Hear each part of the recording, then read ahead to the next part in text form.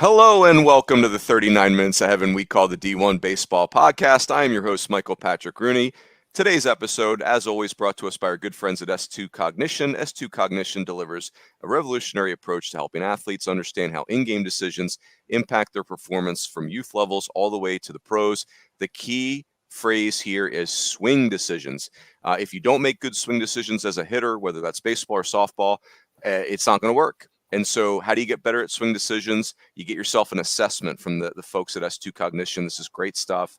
And we're just thrilled to be partnered with them. Want to also say thank you to PitchLogic, which is the system used by players, coaches, scouts, and instructors at all levels of play, from the youth leagues all the way to the big leagues. It's easy to use and affordable technology. The platform is accessible to every player at every level. All the metrics and features that are used at the highest level of our game. See pitchlogic.com for more information. So thank you to those folks. I want to say thank you to my two partners today, the director of credibility at Prep Baseball and D1Baseball, which is David Seifert, and the only first-round pick. I have a lot of jobs, Shooter, but I only have one first-round pick, former first-round pick that I get to work with, and that's you. So I am thrilled. So this is going to be fun today, boys. So we are, the college season is, we're taping this on Monday. The college season starts 2 weeks from this Friday, which, given that I have two conference previews left to write, my heart just stopped. But let's not focus on that. Let's focus on the fun, Seif. The season is imminent. And I think one of the fun parts of the season is we don't know some of the newcomers. And some of these newcomers are going to be more than supporting actors. They're going to be stars. I think about Shooter, you're going to help us focus on the incoming freshmen. I mean, this time last year, we didn't know the name. Well, you knew the name, but I didn't know the name. Ethan Petrie, Anthony Martinez, who was amazing at Irvine, Jace Laviolette, James Talon at Duke. Seif, we were talking about JUCO guys. I mean, Saban Sabalos went from San Jac last year to Oregon, and he's the MVP of a team that hosts a super regional. So it's like getting to know these new names. It's not just fun. It's like these are going to be important players in this year's college baseball. So before we dive in, gentlemen, how are we doing? Are we ready for opening day? That's my opening question. Shooter, I'll start with you. Are you ready for opening day? I can't wait. I can't wait to hear runes on the broadcast. I can't wait to hear Ben McDonald. I can't wait to hear all college baseball on TV. Yeah, Ben McDonald, LSU. I think Ben wore number 19 at LSU, and check LSU baseball's thread, because we were like 19 days to the opener, and they showed pictures of Ben in those old school Converse metal spikes, which were Seif. I know you had Converse metal spikes back in the day. Please confirm. If you say so. If that was the thing of the 90s, then that was me. But totally, I am not. I was probably more of a Nike guy, but okay. Converse, they were around. Yeah, they were. Yeah, they were around. So Seif, you're too young for ponies. God, pony spikes were amazing back in the day. I never wore a pair. I got to see players wear ponies. I never got to experience that. So, gotta love it. All right, boys, let's jump in here. Let's do this. So, Shooter, we're gonna go around the horn. I ask you guys to each pick 6 newcomers to Division I college baseball. Shooter's going to focus on freshmen. Seif, you're going to help us focus on the transfers. Shooter, call the ball. We talk about Laviolette and Petrie. Those were guys coming out of high school. For me, it was like, hey, this is 7-figure guys. Like, pay them now because they're going to rake. And I think Petrie started off hot. Laviolette took a little while to become what he's going to be again this year. But the guy I'll take at the top, Trent Carraway, infielder, Oregon State, JSTAR Catholic, unreal year last year in Southern California. And I did not expect him to get to campus. That bat was just too valuable. I think the fact that he is a draft eligible soph is probably why he got to campus, wanting that extra money. But you throw him into a lineup with the Beavs, which is stacked with Bazana. You got Mason Vera. It's kind of that pack mentality for that lineup. He won't have that pressure right away. Bazana will take that pressure off him. He'll see some better pitches, but the dude just flat out rakes. Great kid, plays mean on the diamond. That dude steps in the box looking to do damage at all times, and he will not play like a freshman, especially coming from that program at JSTAR there in the Trinity League. But I expect big things. The Beavs play like an SEC lineup at all times, so I'm excited to see him. Yeah, you're right about Carraway. I remember seeing him in some big event, and like a lot of times the star players have a little bit of show pony in them, and that is a derogatory comment. I do mean it that way. And Trent Carraway, he plays like he is a walk-on. Like he plays like somebody cut him or something. And like it's I like the way you described it, Shooter. Like there's a little edge there. Oh yeah, without a doubt. There's some. And I think I'm an East Coast guy. You're an East Coast guy. You think of California, the sunshine. Oh, they're soft out there. Trent Carraway's not soft. That dude gets in the box. I'm telling you, he's in Corvallis. They'll have that liquid sunshine coming down on him. He's gonna be hitting a lot of balls out. It's so great too, because Bazana was kind of played like a bat out of Hades when he was a freshman. So he'll be a good mentor for him. Seif, take us to the junior college ranks. Who do you got for us? I'm going to start off with the guy I know the best. He's a local guy to Illinois. I've known him for a long time, and I'm certainly not biased by bringing him up in this conversation because he was a lot like Ceballos last year. Ceballos, everybody knew about him in junior college. He was talented. They just didn't want to pony up the money that Ceballos wanted, so he went off to Oregon and played for his money and earned his money. And Sam Antonacci, he's now at Coastal Carolina. He's the same type of guy. He turned down six figures both years after his freshman year, after his sophomore year at Heartland Junior College, which is in Normal, Illinois. Now he's out at Coastal. They moved him to third base, but he's a natural shortstop. I think at the next level, at the pro level, he'll go back to shortstop. But just how Coastal does things, they have a really slick defender at short. Antonacci is going to be a Gold Glover for him at third base, but that's not all he can do. He's a five-tool guy. He stole 33 bases last year, hit 14 home runs, 32 doubles. Granted, it's junior college, I get it, but they played good competition. They won the Division II national championship. I think he hit over 500. He's a good kid, athletic kid, 6'1", about 195, moves really athletic. So, he's a guy. He's not an under-the-radar type of guy, even though he's going to a mid-major in Coastal Carolina. Or as Shooter likes to say, he's a Power 5+ guy at Coastal Carolina in the Sun Belt there. But like I said, I'll start with Sam Antonacci, and he projects to be a top 3-4 round type prospect at the end of the day. Boy, wouldn't that be just so on brand for Coastal, for Antonacci to go there and just rake and just be a dominant player? And yes, I'm with you, Shooter. Stephen Schock, I borrow his term, he calls the mid-majors grit factories. So I like all that terminology. Shooter, give us another freshman, please. I mean, you got to go to the SEC at some point, but I can talk a little bit about seeing this guy this fall. But at the pitching factory that is Vanderbilt, and all the arms that they have rolled out of there, that Corbs has, built that thing into superpower. Brownie now just bringing out arm after arm. Ethan McElvain might end up being the best guy to come through. He might be the most talented freshman on the bump that they've had. We expected him to be a first rounder last year. We'll see what happens. Bets on himself, chance to be 1-1 in 3 years.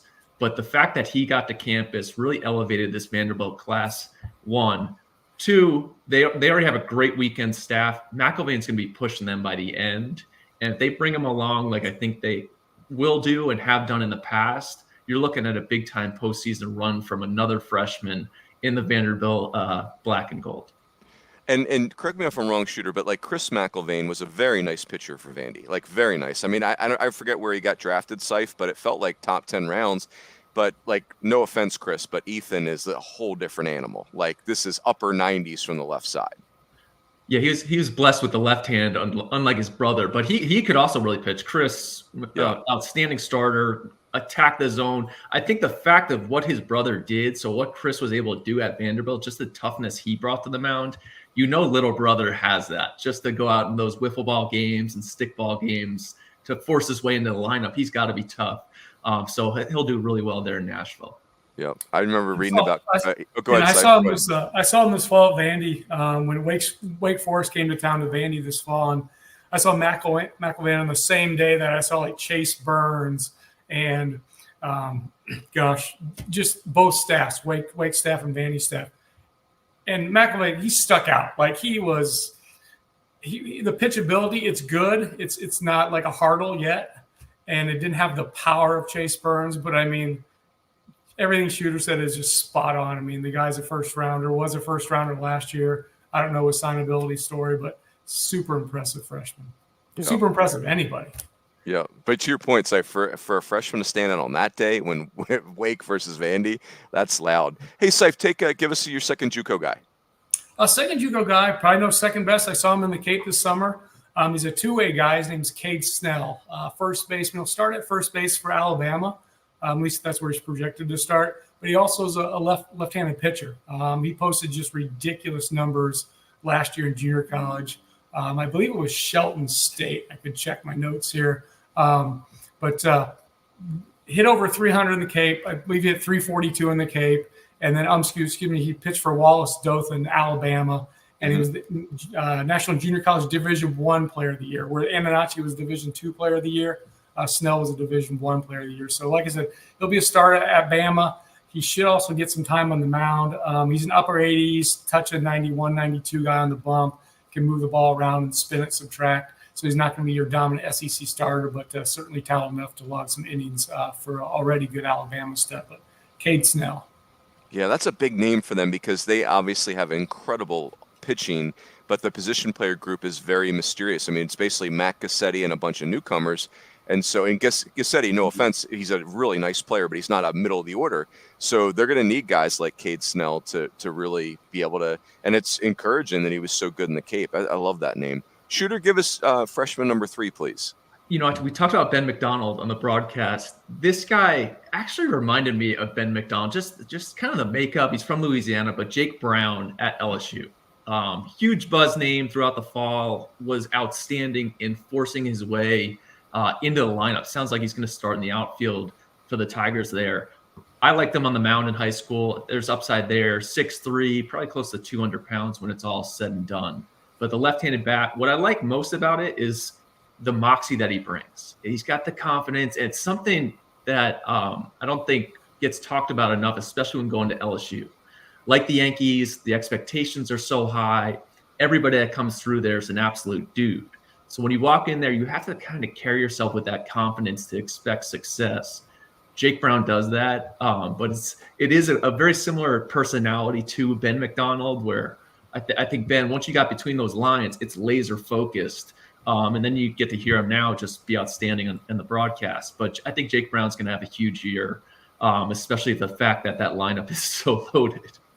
So, Shooter, let me give you a follow-up on Jake Brown. His name keeps coming up over and over again. Like, this dude is, and to your point, like, to be a freshman that cracks the lineup at LSU is really remarkable. Do you think he will pitch someday at LSU, or do you think, like, if you had to guess, is he like a future two-way player, or is he more like a Gavin Guidry where his career kind of just takes him down one path and he's going to stay there? If he's hitting the way they talked about in this fall, it's tough to take him away from that right now. It's 3 pitches for a strike, real easy on the mound. I saw a starter profile, future weekend guy. It wasn't the plus stuff of a McElvain per se. And I think at this point, the way that they're producing hitters and what Jay does with those guys, it's tough to take him away from that side of things, especially when they have so many arms. It sounds like the bullpen's going to be unreal this year. So I doubt he even sees an inning. And then one final question on Brown. So he's not the projected center fielder right now because of Kling. Is it Paxton Kling? I can never remember. Yeah. So, but is he a center fielder, Jake Brown, or is he really a corner outfielder? Shoot, I feel like Jake Brown has all these tall tales on him. He's a Southwest Louisiana kid. It's like he's coming out of nowhere, Steve, Nebraska. Where did this guy come from? So I think he could. He's that kind of athlete. I'm sure if you go watch BP, you'll look and be like, who just tracked that ball down, ran from right field to left field? Oh, that was Jake Brown just doing what he does. Yeah. He's barefooted right now for some reason. So he's Sid Finch of college baseball. I love it. Exactly. Seif, give us another JUCO name, please. I'm going to stick in the SEC. I'm going to go over to Tennessee, up to Tennessee, and talk about Marcus Phillips. 6'4", 230. He was our number one, PBR JUCO's number one ranked player last preseason. As a two-way guy, he's also an outfielder, hits bombs. But he'll toss it up to 98, 99 off the mound. He's got a slider.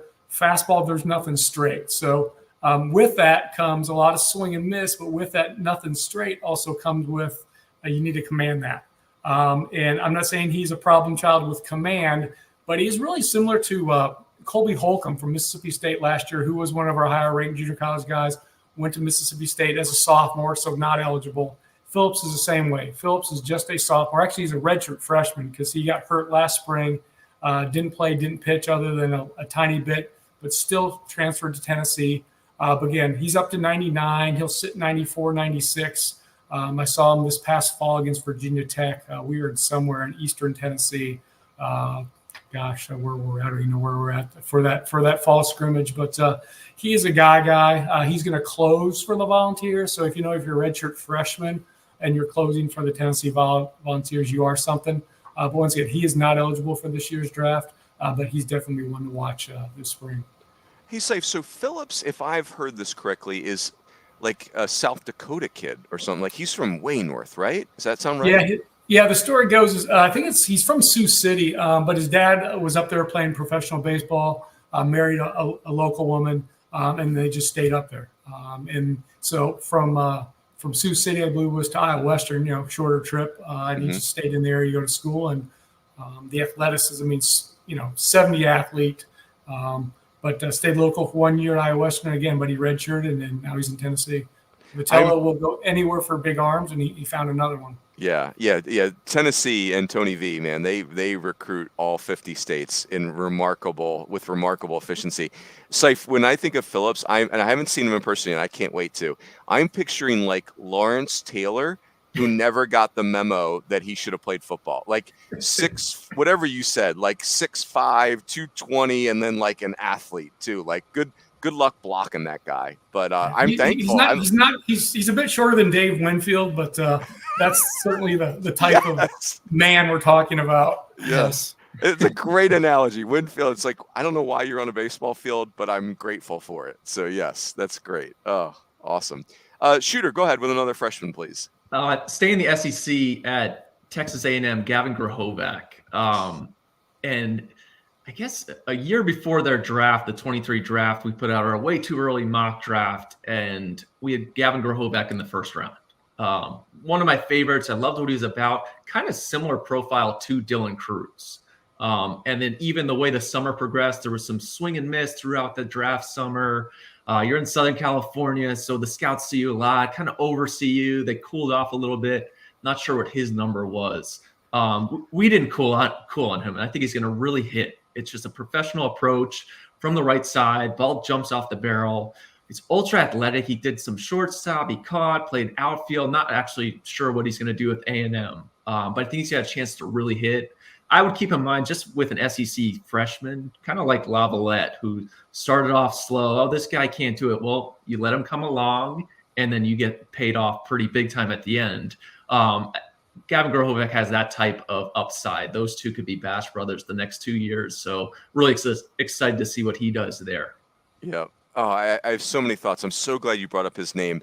First of all, like I think about A&M's lineup where you're going to go Laviolette, who, by the way, like if you're a fan, like you said, Shooter, like this kid went to Team USA last summer and he's playing center field and he's 6'6", and it's like ridiculous athleticism. And then Braden Montgomery, like go ahead and look up his numbers the last 2 years at Stanford. And then Grahovic. And then, I was in a text conversation recently where people are like, wow, like people, like scouts were torn on Grahovic. There was swing and miss. And what you said, Shooter, it took me right back when Dylan Cruz was going to LSU. We had all seen him on the circuit a bunch, and I was just picturing this kind of swing hard guy and swing and miss, and then he takes his name out of the hat, and I'm in my mind, or out of the draft, and I'm like #afraid to compete, and and then Dylan Cruz entered college baseball, and I was like, I'm really curious to see if this kid's as big as the hype, and Dylan Cruz abused college baseball for 3 years. Like if you look at Dylan Cruz's 3-year career in college baseball, it's almost comical what he did. And so I think back to myself being skeptical of Dylan Cruz coming in. You're like, okay, Coach Rooney, you're an idiot is basically what we're saying. But I can't wait to see Grahovic. Like I'm thinking like a shorter Pat Burrell, like just like this monstrous right-handed. Oh man, I'm so excited to watch A&M's position player group. I love that Burrell comp. That's going back. That was like the first Omaha I went to was Pat the Bat with Miami, just hitting tanks. So I like that a lot. I couldn't resist. Grahovic's a California kid who hits right-handed and he's enormous. He's not as tall as Pat the Bat, but anyway, Gotta love it. Seif, I know you were not a person that was down on Dylan Cruz coming in, but please give us your next junior college player. Next guy up is Derek Vartanian. He's a right-handed pitcher from Campbell, and it seems like Campbell's always putting out a day one arm. I don't know what they got going there, but Vartanian transferred in from Gaston College in North Carolina, and when he was there, he's more of a low 90s guy with really good control, really good command control. And all of a sudden, he jumps over to Campbell. Now he's 93, 96. Feel for 4 pitches, throwing strikes. And, I mean, he walked 9 guys in 76 innings last year in junior college, also struck out 76. But now he's got the number 1 to go with it. And he was kind of the story of the fall in that area. But also on a national level, he's one of the – I mean, there were several junior college arms, and we talked about, Phillips already. We'll talk about a couple other junior college arms that are not 4-year schools. But Vartanian is probably one that had the most healing of anyone, just because he went from, again, just a low 90s, a guy who could pitch at Gaston to, what he is today, which, I mean, there's day one talk about him this coming this summer. So, Seif, just to rewind for a second. So is this – you said some crazy number, like single-digit walks in like a 75-inning JUCO season. Is that right? Correct. 9 walks, 76 innings. And again, he also looks the part. He's 6'4", 200. So we're not talking about this, this early maturing guy that has a really compact delivery, whatever. I mean, this is a long, projectable guy who's just touching the tip of the iceberg right now. So would you say, Seif, like, to me, this is like the perfect development story, right? A kid who's got, like, the velocity is kind of comes on late, so he has to learn how to pitch. And then next thing you know, he's pitchable with a big jump in velo. Is that a fair assessment of him?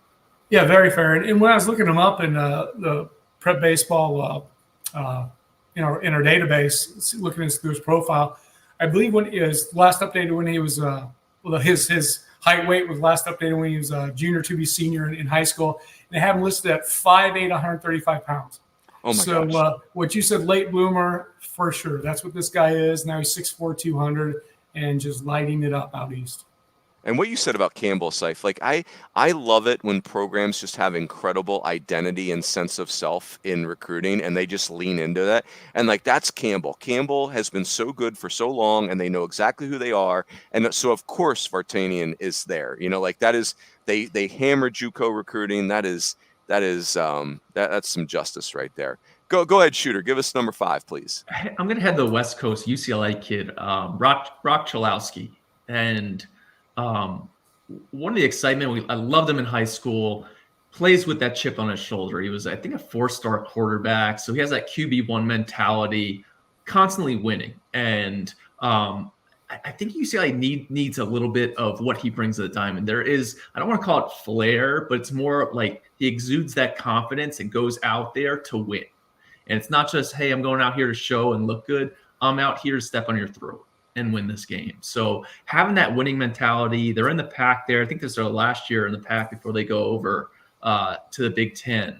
But if UCLA is going to be good, that's going to all come together. Those freshmen are going to play well. And I think Cholowski's kind of the leader of that bunch. He just finds a way to get it done. He's going to play a plus third base for them and just really provide the barrel that they'll need. It's not super powerful impact at the plate right now, but is super powerful, impactful as a winner. So that's what I think is going to be big for UCLA this year. So Roch Cholowsky is the guy I'm looking forward to. Yeah, I just think, and you and I are West Coasters now, Shooter, but I think the freshman class on the West Coast, like the Pac-12 has got, and actually the Big West, there are some really interesting freshmen that got to campus. I mean, I'm thinking about UCLA, I'm thinking about Stanford's Arms, I'm thinking about Oregon, I'm thinking about Oregon State, I'm thinking about Arizona State.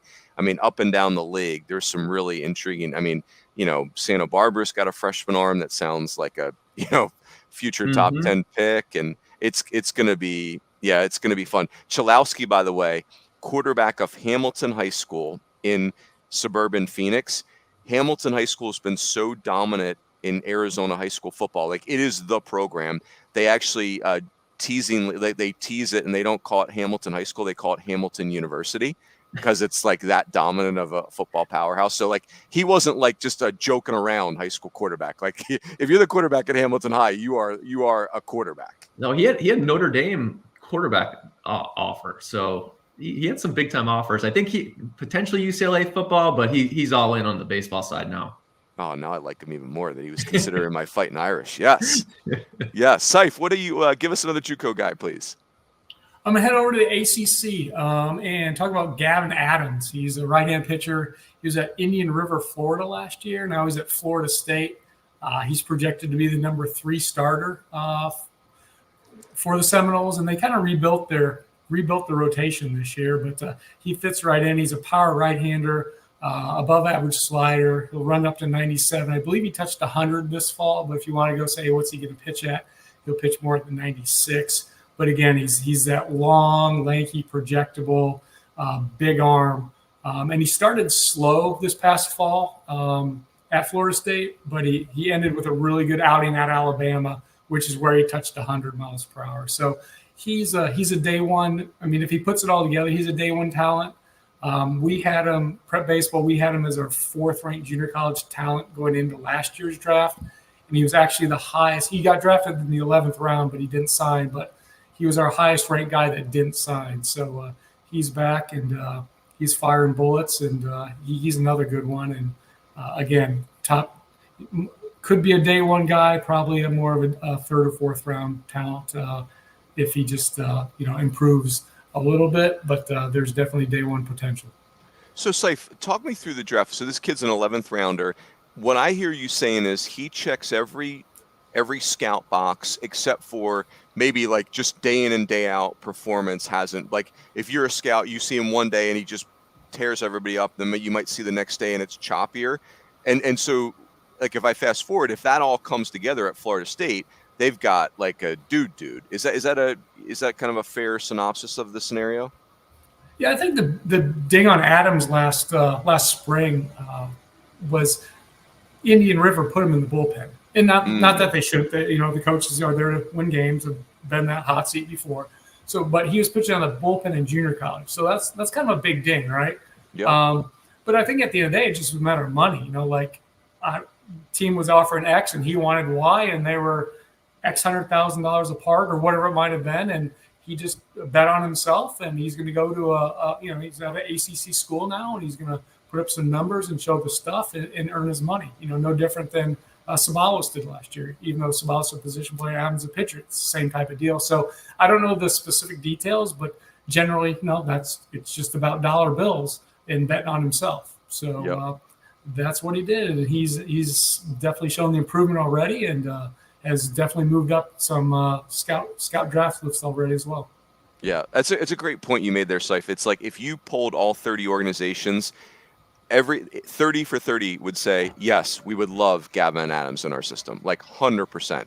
But the draft is it's a financial exercise too. And so I think sometimes I'm guilty of that. Like I start dinging the players' abilities because of how the draft shakes out for them. And that's really not a fair. It's kind of a totally different animal. So yeah, the Major League Baseball draft we talked about many times before. It's just a different animal than the NBA or any other pro. Major League Baseball draft is really just a mess. It really is. It's about talent, but it's about signability. It really is. I mean, if they made these guys declare, so these guys knew basically within, $10,000-$20,000 of their value. And just set up a totally different system. It'd be a much more effective way to procure players. But unfortunately, we're not there. And Adams is an 11th rounder, and he was probably last year a 6th or 7th round talent. And he wanted, like I said, he wanted X, and they only wanted to pay Y. So we're at where we're at. And Seif, I particularly love you using the word procure. That shows that us former junior college coaches we can be orators too, right? Like that was well played. Sneaky shooter, this about Seif. Sneaky good vocabulary, really sneaky good technology guy. Like really sneaky. Like some of the WordPress things that Seif can operate, very impressive.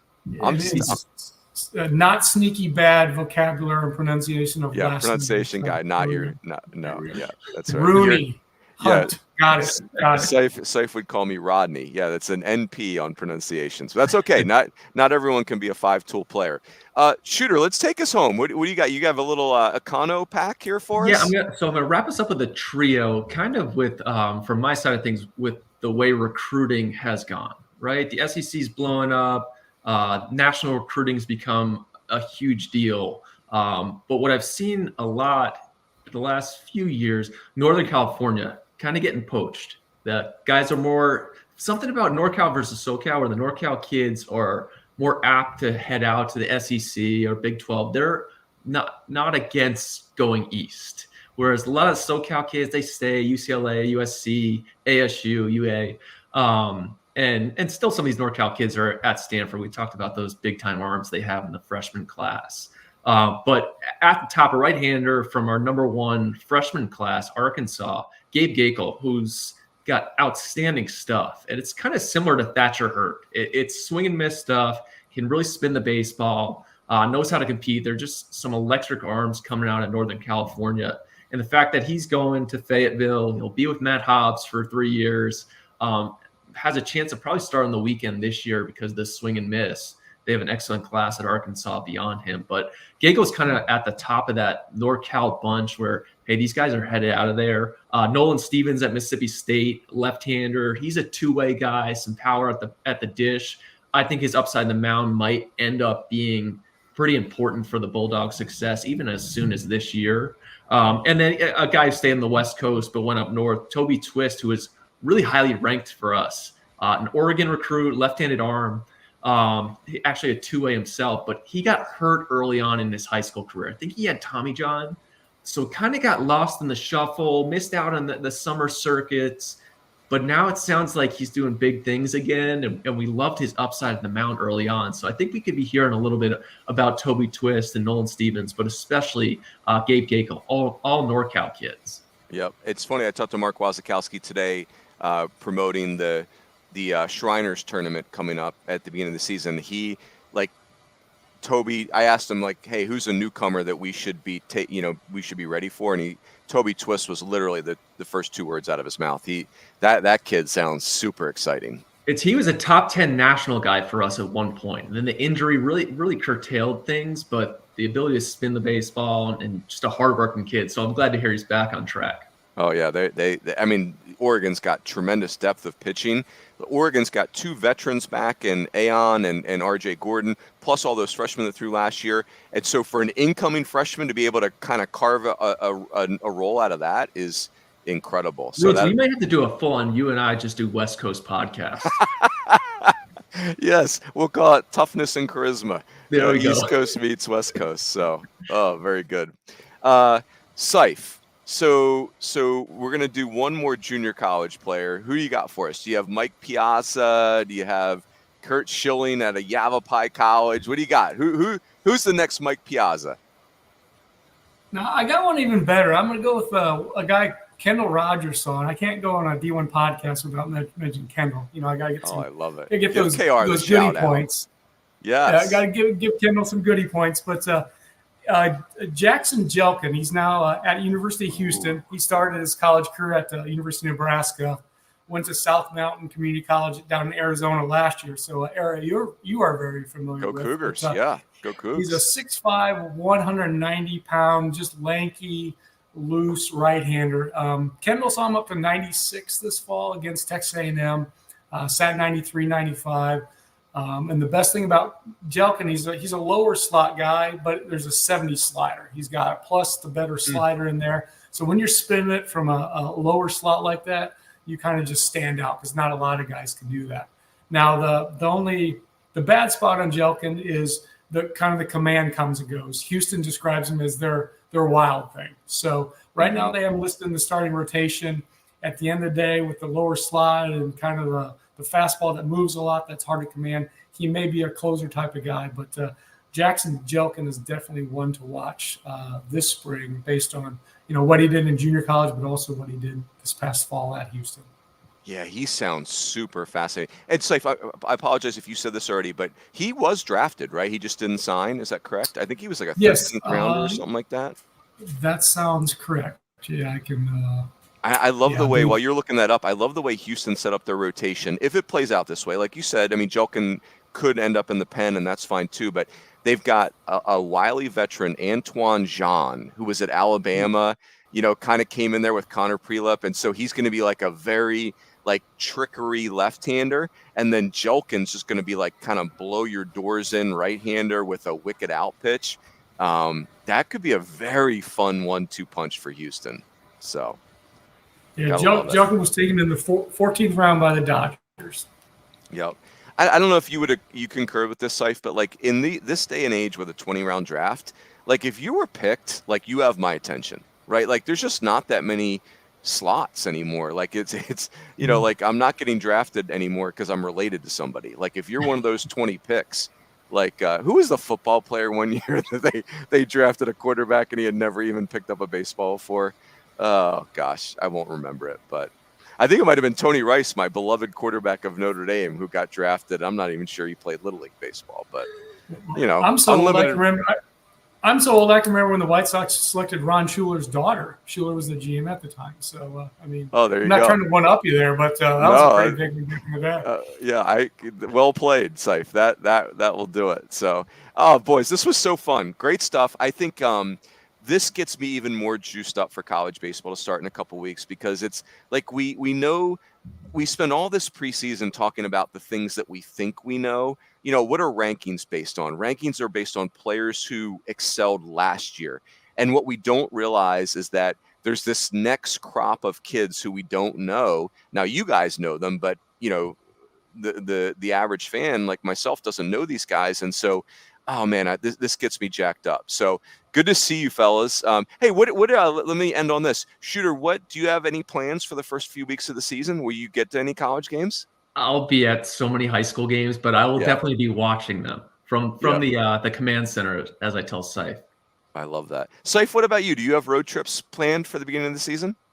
Both Shooter and I, we start out at the Super 60, the Prep Baseball Super 60 on February 4th in Chicago. So we'll be there for that one. That kind of kicks off my out of the house. This past weekend, I just spent glued to the live stream of junior college games. Yes. The junior college season kicked off this past Friday, Saturday, Sunday. So I got my full share of those live streams. Super 60. And then I'll go to another junior college tournament the weekend before the D1 season starts. And I think I'm going to start out east. I'm going to try to catch a look at the Duke lefty. Gosh, why am I forgetting his name? Jonathan Santucci. Thank you. Yes. But catch him in the morning in Myrtle Beach, and then drive on down to Charleston and catch Breck from Iowa that evening. They're out there playing. I actually forget who they're playing, but they're playing down in Charleston, just a couple hour drive away. And I'm going to take it on down to Florida and catch me some Caglione and some Weatherall. So did you say Caglione the right way? I just did. You throw in all sorts of different pronunciations of his name. I just got to remember, Anyway, Caglione. So that's my first weekend. So I am ready to go. Oh, that's strong to quite strong right there, Seif. Well done. Oh, boys, this was great. I really appreciate it. Hey, thanks again to our friends at S2 Cognition and PitchLogic. And that is it. Everybody have a great week. Season is imminent, and we will catch you next time on the D1 Baseball Podcast.